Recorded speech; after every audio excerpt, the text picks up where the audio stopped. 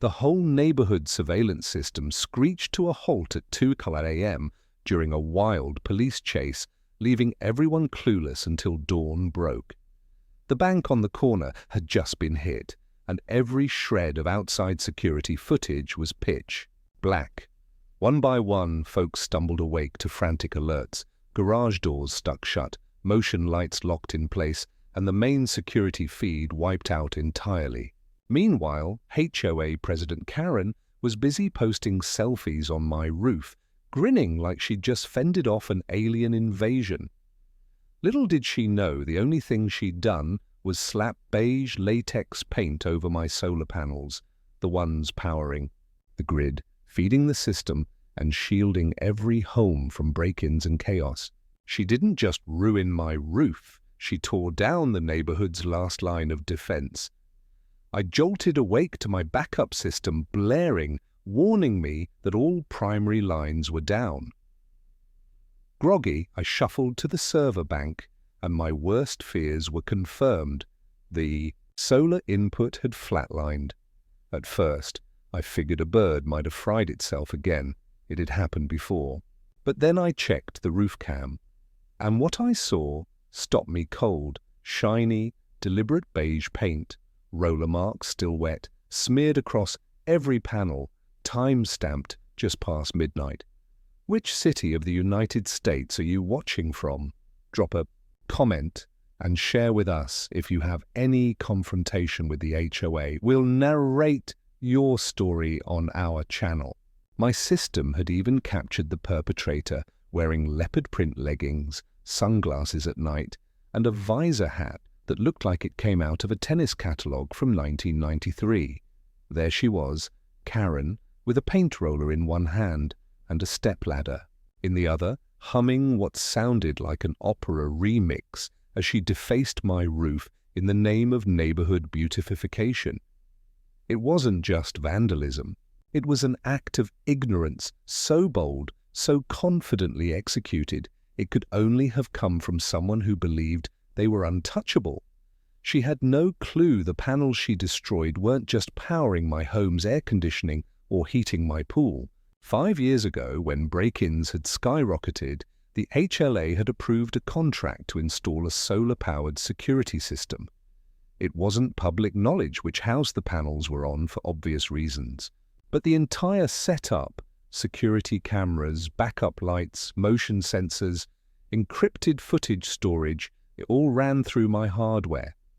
I had designed it as a favor on the cheap, with minimal funding because, unlike Karen, I actually cared about the community. I ran a quick scan. Everything was down. The firewall remained thanks to an off-grid battery, but the cameras, lights, motion alerts all dead. My phone buzzed. 2 voicemails, one from Officer Grant asking if I could provide overnight surveillance footage from the block cameras, another from Mr. Delgado whose garage door wouldn't open. Then text started flooding in. Lights weren't working. Alarms wouldn't reset. A dog went missing because an auto gate glitched open. Someone even reported their sprinkler system had sprayed for 3 hours non-stop. Meanwhile, Karen was still basking in likes and hearts online, captioning her post with neighborhood improvement hashtags and tagging the HOA in all cap. By sunrise, I was at her door.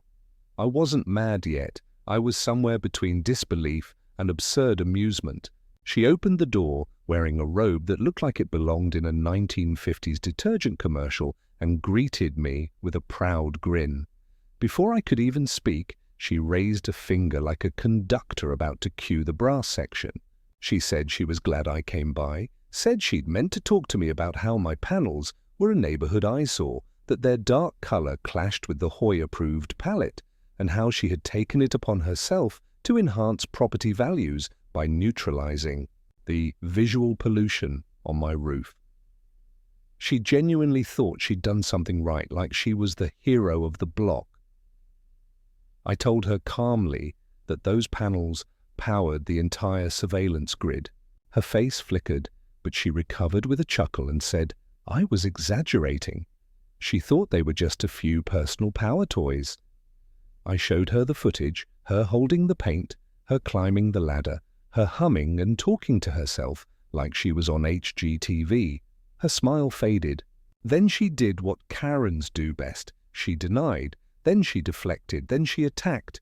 She claimed the HOA had never officially approved any such sensitive grid, and if it existed, it was illegal for me to host something of that scale without public documentation. I told her I had the signed contract buried somewhere in old files, signed by the previous board. She smirked and said, "Well, good luck finding it." And just like that, I knew. She didn't just paint the panels for aesthetics. She painted them because she wanted control, because somewhere, somehow, she found out what they were for. And she wanted the system dead so she could replace it with something she could manage, something she could manipulate, something she could profit from. That's when the first of the neighbors arrived. Jack, from 2 houses down, had his phone out, furious that his daughter's room's security camera had gone down in the night. Mrs. Lopez came running, saying their garage door glitched and nearly crushed their car. By the end of the hour, half the street was on my lawn. Karen stood there, red-faced, but still trying to hold her ground, claiming she was acting in the interest of the community, that she was protecting home values and adhering to aesthetic standard. I didn't have the energy to argue. I told everyone to meet at the HOA building at 6:00 p.m. I would bring proof. Then I turned around and went straight to my basement where I had kept a physical archive of HOA contracts, community security plans, and correspondence from back when people still used paper. What I found sent a chill down my spine. The contract was gone. The whole folder, in fact, but the space it used to occupy in my fireproof cabinet wasn't empty. In its place was a typed letter with no signature. It said that the solar surveillance initiative had been cancelled and no longer fell under HOA protection.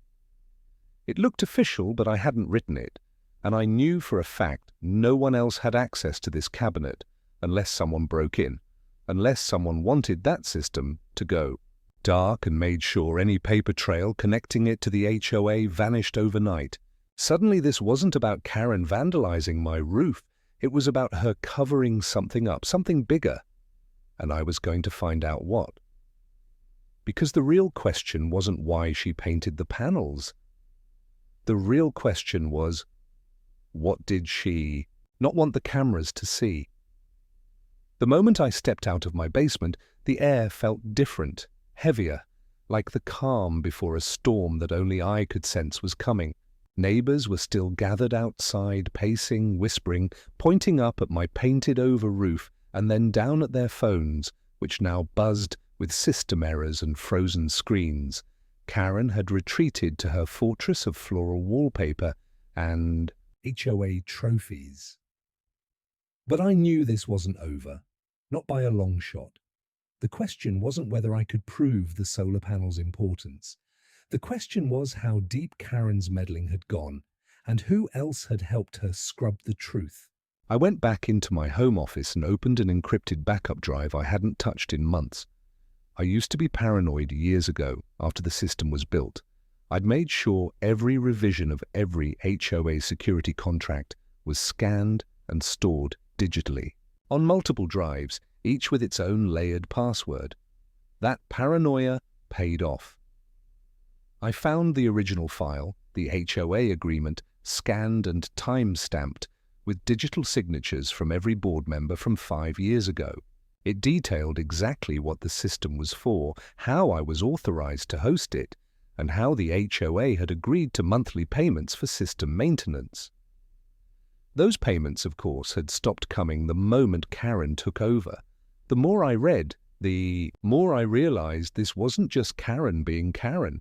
This was a long con. She'd bided her time, letting the old board phase out. She volunteered to run a finance subcommittee and then slowly wormed her way into HOA leadership. One by one, she isolated the old members.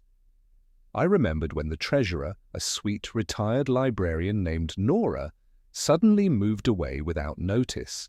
I'd always thought it was odd how her departure coincided with the HOA rules getting tighter, the fines getting higher, and the surveillance system payments going mysteriously delayed. Now it made sense. Nora hadn't wanted to deal with Karen's growing dictatorship. I pulled up my old emails and searched for Nora's last messages. They were standard fare at first, payment confirmations, and schedule update, but her final message stood out. It was short and strange, sent late at night. Dev, if things start going dark, trust what you built. Don't let them rewrite the truth. You'll know what to do. I read it twice, then again, and I realized it wasn't paranoia. It was a warning.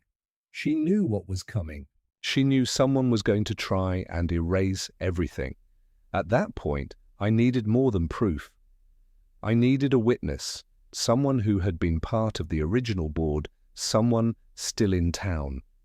I remembered Phil, the former vice president, who had once lived 3 streets over. He'd left the board after a public fight with Karen at a community cookout. Something about a landscaping bill she tried to double cudge. I found his number in an old contact sheet. I called him. He didn't answer. I called again. This time he picked up. His voice was low, guarded, like someone who knew the sound of a storm long before it hit. He remembered me. He remembered the solar deal.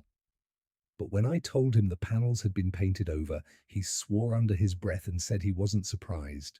He told me Karen had been campaigning for months before she officially took over, that she wanted a new image for the community and thought the security system made people feel unsafe because it projected fear.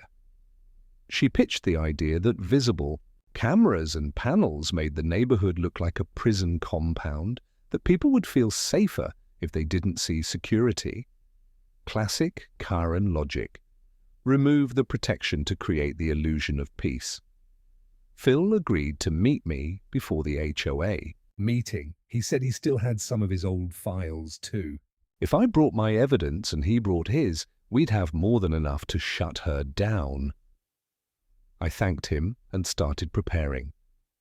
I printed the documents I had, backed them up onto 3 separate drives, and uploaded the key points to a secure cloud account. Then I turned to the neighborhood group chat, usually a cesspool of recipe swaps and lawnmower complaints, and dropped a calm but powerful message. Tonight's HOA meeting will include proof of fraud, sabotage, and abuse of power. Please attend if you care about your home's security. No shouting, no drama, just the truth. And it spread like wildfire. By the afternoon, my doorbell rang. It was Mr. Delgado and his teenage son. The older man looked tired, and the kid was red-eyed, frustrated. Their security alarm had failed during the night, and the son's car had been broken into. Nothing major stolen, just tools and an old stereo, but it was enough. Enough to remind them why we had the system in the first place. I explained what had happened, told them about the panels, the footage, the erased contract. Delgado shook his head slowly like someone betrayed by a friend. Then he asked if he could help. I gave him a copy of the documents and asked him to keep them safe. Then I did the same with Jack next door.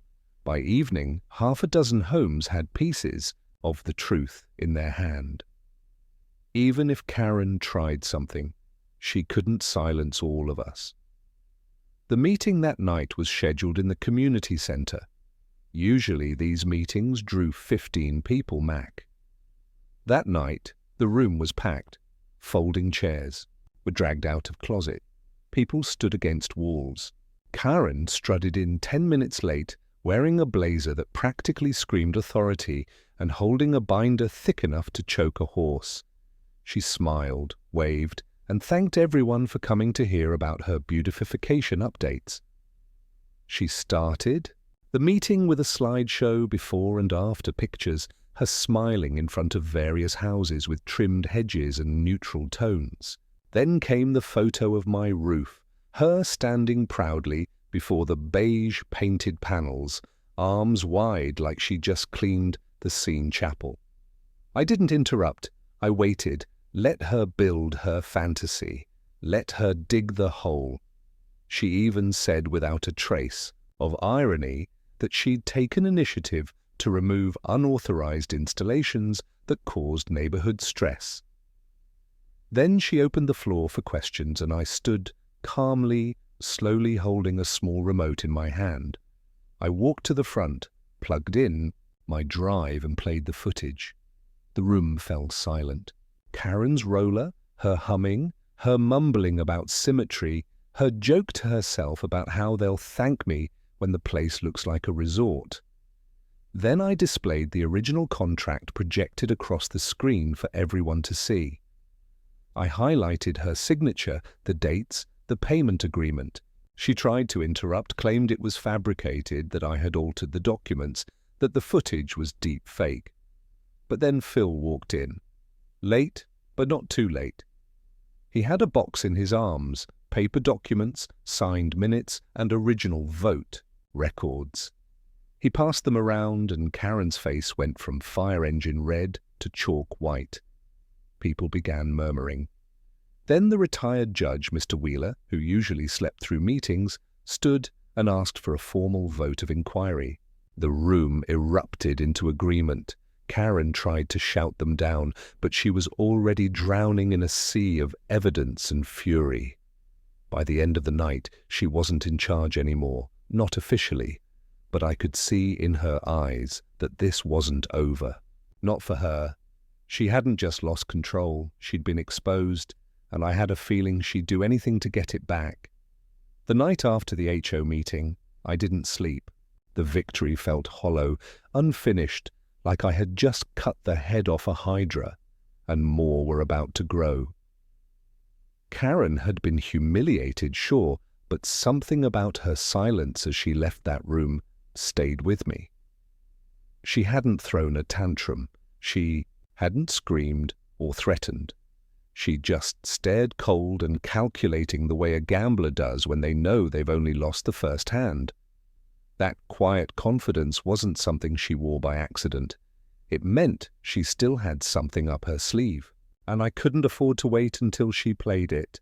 I started reviewing the neighborhood security architecture again. The main solar-powered array was dead.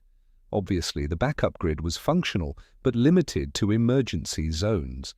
I had built redundancy into the system, but not to account for sabotage. Still, I'd kept one thing secret, a hidden node. A tiny, isolated feed that ran through a dummy panel disguised as an attic vent. It didn't power anything, but it recorded everything. I hadn't even mentioned it in the original design spec. It was my insurance, a last resort black box. I accessed the node and rewound the feed, not just to the moment she painted the panels, but to the hours before that. What I found wasn't just Karen on a ladder. It was her walking back and forth between her car and a storage shed near the HOA office. The shed had been locked for years, supposedly used only for holiday decorations and folding tables, but she was hauling boxes into it, not just one or two, 10, maybe 15 large, heavy ones. The way she struggled with them, even with a dolly, told me they weren't filled with and plastic pumpkins. I enhanced the footage. On the side of one box, briefly visible before she turned it, was a small black symbol, a barcode, and an abbreviation. I recognized. It was from a security vendor, the same vendor the HOA had contracted with me to provide surveillance tech half a decade ago. There was no reason for Karen to have that equipment. Not unless she was planning to set up her own system. That was the only explanation that made sense. She wanted control, not just over aesthetics, over data, over what people saw, what they didn't, who got flagged and who got ignored, a system she could manipulate, tailor, and perhaps monetize. I pulled the vendor record from my files. The company hadn't received an order from the HOA in years, but there had been a recent bulk purchase just 2 months ago made under a different name, one I didn't recognize, but the delivery address matched the community center. I knew I had to see inside that shed, but the HOA office and the grounds around it were under lock and key. Worse, after last night, I suspected Karen would double down on protecting her secret. I needed help, and I needed someone who wouldn't blink twice at the word illegal. So I called Joel, a former classmate of mine, now a cybersecurity contractor with a side gig in digital locksmithing. He owed me a favor, and I knew he'd find the idea of breaking into a suburban storage shed to be beneath him, which is exactly why he'd say yes. I told him I needed eyes and access. He asked one question: does it involve Karen? When I said yes, he laughed and said, give him an hour. That evening, under the cover of dusk, we approached the shed. Joel had already hacked into the community Wi-Fi the moment we parked. He held up a tablet displaying a live feed from the office's front-facing cameras. He looped them with old footage from the night before, giving us a window. The shed had a digital padlock with a thumb-print scanner. Joel pulled out a tiny scanner of his own, pressed it to the reader, and ran an override script. The lock clicked. Open in under 20 seconds. Inside, it wasn't decorations, it was equipment, racks of uninstalled cameras, signal boosters, a hardwired server hub. Karen wasn't just planning to replace the system, she was already halfway through building a private one she hadn't told the board about, one funded by money that wasn't accounted for in the HOA budget report. Joel ran a scan and found that the server already had test footage stored, which meant it had been active quietly without permission. He pulled the most recent clip and played it back. What we saw made my stomach drop. It was a hidden camera feed from inside someone's backyard. Not mine, not Joel's, but the Thompson family's backyard, including their young daughter playing by the pool. The camera angle was invasive, mounted high enough to see into their windows. The timestamp was from 3 days ago, and the folder it was in had dozens of similar clips. Karen had been spying on neighbors, recording them without their knowledge, without consent, without legal clearance, and she had the footage stored on a private, unregistered system. Joel's voice was quiet but sharp. This wasn't HOA business, this was criminal. He began downloading the entire drive. We wore gloves, took photos, catalogued everything. We didn't touch a single item. We didn't have to. When we left, we locked the shed exactly how we found it. But I knew we couldn't sit on this. Karen hadn't just overstepped, she had broken the law, and more importantly, she had violated the privacy of every person in this neighborhood. That gave me the leverage I needed. It wasn't just about restoring the solar panels anymore, it was about exposing everything she had done. I compiled the files into a report. I wrote a summary, attached video stills, timestamp logs, purchase receipt. I didn't send it to the HOA board. I sent it to the county compliance office and the local district attorney's office. I didn't name myself, I submitted it anonymously, but I made sure to copy the package and prepare a second version. That one I planned to present to the residents, directly because I didn't want Karen to be fired quietly. I wanted her to be held accountable in front of every family she had spied on, every neighbor she had lied to, every person she had manipulated. By the time morning came, I already had confirmation. The DA's office had received the package. An officer from the compliance board contacted me personally after tracing the footage to my original solar system layout. He asked if I'd be willing to give a full statement in person. I said yes. And then, just as I was about to hang up, he said something that confirmed everything I feared. They had been investigating Karen for months. I wasn't the first to file a complaint. I was just the first with real proof. Now it wasn't a question of whether she'd retaliate. It was when and how hard, because Karen had spent years building her little empire of beige fences and power plays, and she wasn't going to watch it burn without throwing everything she had left into the fire. I had uncovered the start of her surveillance scheme, but I was certain now there was more, much more. And if I didn't find it first, she would, and she'd make sure I disappeared with it. By the next morning, the entire neighborhood was a buzz of whispers and sideways glances. Something had shifted. It wasn't just about the painted panels or the fried security system anymore. People could feel it in the air. The tension was sharp, like static before a lightning strike. Karen had always ruled with an iron clipboard and fake smiles, but now she was quieter, more deliberate. She wasn't hiding, not exactly, but she wasn't making her usual rounds either. No morning walks, no surprise inspections, no curtain peeking. Surveillance which meant she knew something was coming, and I had no doubt she was preparing for it. The only thing more dangerous than a petty tyrant is a petty tyrant backed into a corner, especially one who believes she's the rightful queen of a suburban kingdom. I knew she wouldn't go down without a spectacle, so I had to get ahead of it. The footage from her secret surveillance system was already in the hands of the DA and the county board. That was good, but it wasn't enough, because even if the law came for her, she would twist the story, flip the narrative, and drag me down with it. She had already started that morning. Flyers were posted on the neighborhood gates, cheaply printed smear sheets accusing me of hacking the HOA system, misusing private data, and illegally spying on residents for personal profit. The wording was clever, technically vague, but emotionally loaded. She didn't sign her name, of course, but we all knew where it came from. And the worst part, some people believed it. Not because they trusted her more, but because fear spreads faster than truth. I saw it in my neighbor's eyes. The hesitation, the quiet suspicion, I couldn't blame them. If someone told me a resident had built a secret surveillance network and had footage of kids playing in their yards, I'd panic too. Karen had flipped the narrative, turned her crimes into my alleged sins. I had proof, but she had fear. And right now, fear was winning. I called an emergency meeting for the community that night.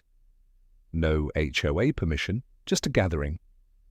I printed every piece of evidence I had, photos of the shed, footage, stills, inventory lists, system logs. I even got Joel to video record a statement, verifying the equipment's existence and its connection to unauthorized feed. We used to work with law enforcement, so he knew exactly how to frame it without stepping into legal quicksand. I wasn't going to wait for the authorities to roll in, weeks from now after their slow-moving wheels finished grinding. This had to be public. It had to be immediate. By 7, the community center was full again. This time, it was standing room only. Word had spread faster than I expected. Even people who never showed up for anything, older couples who usually kept to themselves, families who traveled often, even teenagers who usually stayed out of HOA drama, all showed up. Karen was there too, sitting dead center in the front row like a queen about to watch a bad jester perform.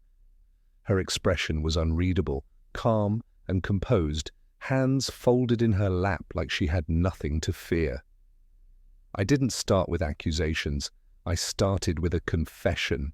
I explained the solar grid, how it had been approved years ago, how it had worked silently to protect the neighborhood, how I'd kept it running even when funding stopped. I explained how I discovered the sabotage, the painted panels, the shutdown. I walked them through the legal documents, the signed contract.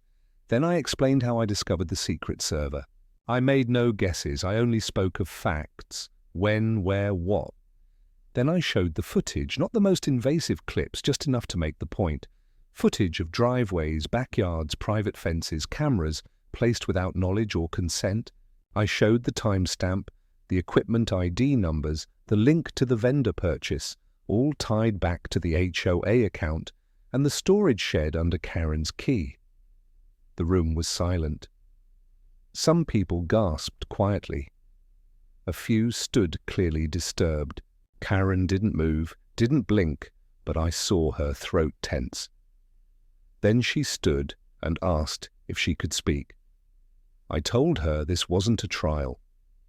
No one here was a judge or jury, just neighbors. She stepped up anyway.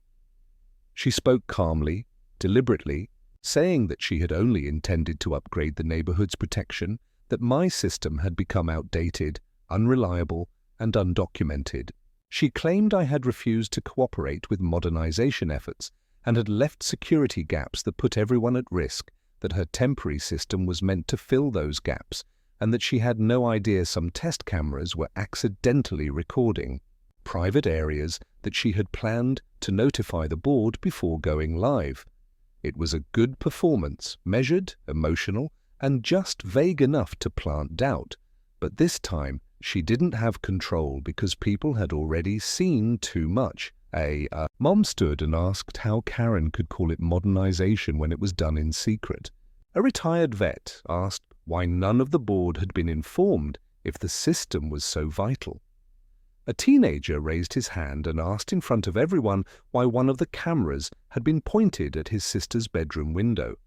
That question shut the room down, dead silent. Karen's composure cracked just for a second. Her smile faltered. She started to speak again, but no one was listening anymore. Someone called for a vote. Not official, just a show of hands. Do we trust Karen to continue as president of the HOA? Not a single hand went up. Another vote. Should a formal request be submitted for county intervention and oversight? Every hand went up. Karen turned and left the room without a word. No, one stopped her. No one looked her in the eye. Outside, as the crowd slowly dispersed, I stood on the steps and let the cold air bite through my shirt. Phil came over and clapped me on the back. He said he hadn't seen the community come together like this in years. I nodded, but I couldn't shake the unease. Karen had lost this round, yes, but she still had access to whatever else she'd built. And if she'd gone this far, who knew what she'd hidden? The shed was just one piece. The painted panels, the secret server, those were bold moves, yes, but they were also distractions. If she was willing to frame me and risk federal violations, it meant there was something bigger. That night, I received an anonymous email. No subject, no text, just an attachment, a screenshot. It was from inside my house, not a camera I installed. The angle was wrong. Hi. Tucked behind a shelf aimed at my office desk. I felt my blood run cold. The timestamp was from earlier that week before the HOA meeting, before I exposed anything. Karen hadn't just been watching the neighborhood, she'd been watching me, which meant the game wasn't over. It had just entered a far darker level, and I was done playing defense. The image burned into my brain like a hot brand. My own office, my own desk, my private space, violated by a lens I never installed. I checked every crevice, every bookshelf, every piece of tech in the room. And there it was, tucked behind the bookshelf molding, a tiny camera barely larger than a paperclip. It was wireless, battery-operated, and well-positioned to catch everything I did at my desk.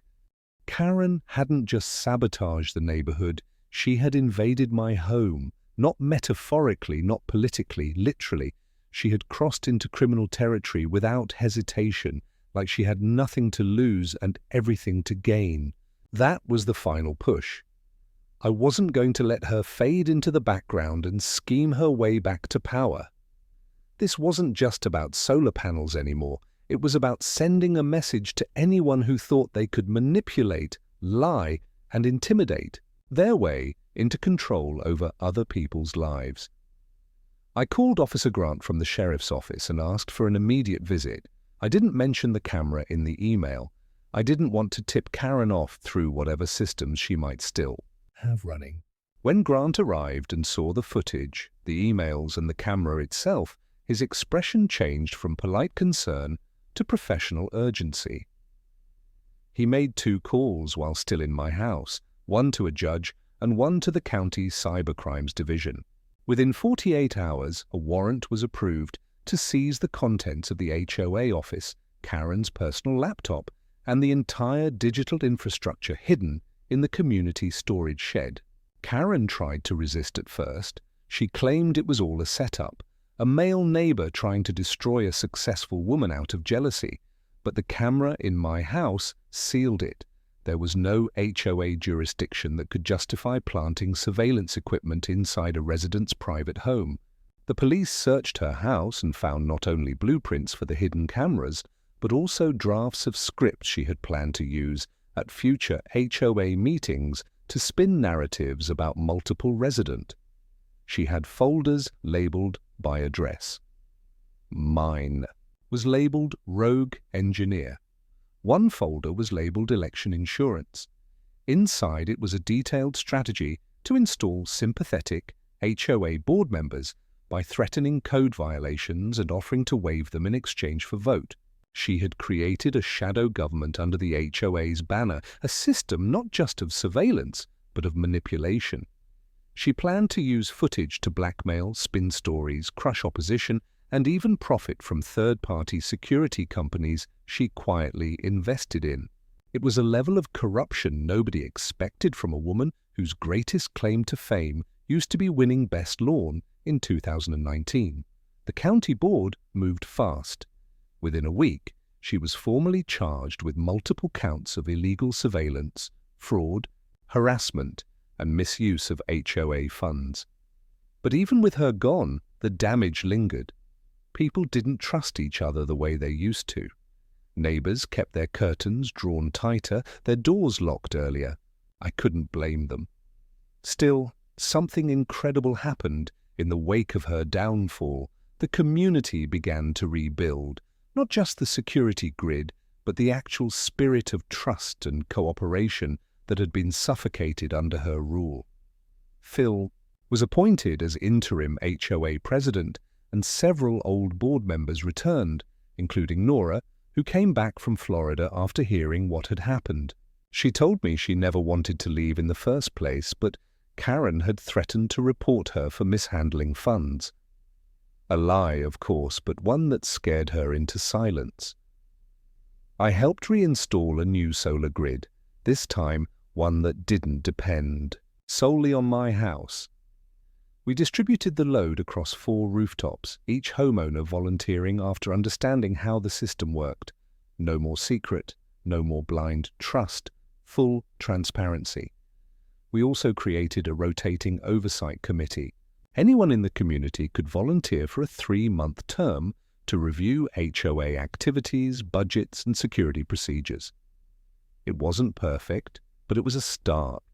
And the biggest surprise of all came from the Thompsons, whose backyard had been one of the most violated. They offered to fund a legal action group designed to educate HOAs across the state about digital boundaries, surveillance laws, and resident rights. They wanted what happened here to be a warning, a blueprint for preventing similar abuse elsewhere. As for me, I declined a permanent board position, though they offered more than once. I told them I worked better in the background, quietly watching, not in the creepy Karen sense, but in the way a community watchdog should function, unobtrusive, but always present. Still, the night before the new system went live, I stood on my roof, looking out over the neighborhood. The panels gleamed black again, newly installed, untouched by beige paint or petty tyranny. And I felt something I hadn't felt in a long time. Peace. But the story didn't quite end there.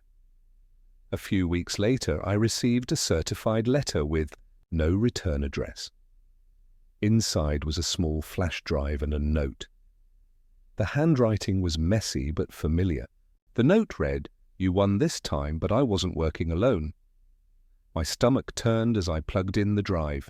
It contained a list, a spreadsheet, names, emails, phone numbers, HOA leaders across other communities, and one tab labeled Mutual Interests, Vendor Contract, Shared Login Credentials, Security Firms. Karen wasn't just building something for our street. She was part of a bigger plan, a network, possibly others, trying to use the HOA system across neighborhoods to create pockets of invisible control. I didn't know if the letter was a bluff or a breadcrumb, but I knew I couldn't ignore it. So, I contacted the DA again. I turned over the drive and I told them everything. That night I walked through the neighborhood like I used to. Quietly, calmly. Dogs barked, sprinklers clicked on. Porch lights flickered, kids rode. Scooters passed as parents waved from lawn chairs. The neighborhood was breathing again, and even though a shadow still lingered on the edge of the map, I knew this place was finally safe. Not because of anyone's system, but because the people had seen what silence leads to and they weren't about to let it happen again. Sometimes justice doesn't come with sirens or courtroom drama. Sometimes it's just a neighbor standing up at the right moment saying no more. And this time, that neighbor had a solar P-powered grid, 3 backup drives, and a very long memory.